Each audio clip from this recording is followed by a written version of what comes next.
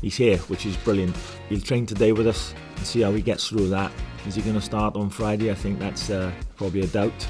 But we'll see how the next 2 or 3 days go in terms of his physically where he is and mentally, because it's been very draining on him. But main thing is he's here. He was here last month when we played Ireland in a friendly. Hadn't done anything physically, he wasn't fit, but he was here. And that's the type of mentality I'm talking about. If we're going to progress and get better and climb in the rankings, we need all our players here. Even if they've got little knocks, if they may be being put under pressure by their respective managers, they need to be strong and say, we're going to be there. And that's what Bailey's done. So if he's good enough for him, it's good enough for all of us.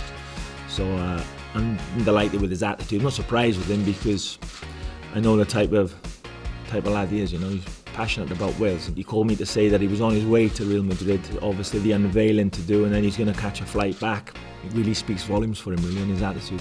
And I know Carlo Ancelotti's right-hand man there, Paul Clement, very well. That'll be good for us going forward, when I go out there to speak with them, the fact that we've got a connection there. But credit to Real Madrid. Do you know what, the lads, they just take it in their stride. They've had a bit of banter with him. And he's got a smile on his face, I think. He knows his future, whereas he didn't last month. He didn't know whether he was staying with Spurs, whether he was moving. The media frenzy's following him around. Is it going to happen? Is it not? So I think now he's got a different look on his face, because he's settled and he knows where he's going to be playing his football. But they're the lads. They just take it all in their stride.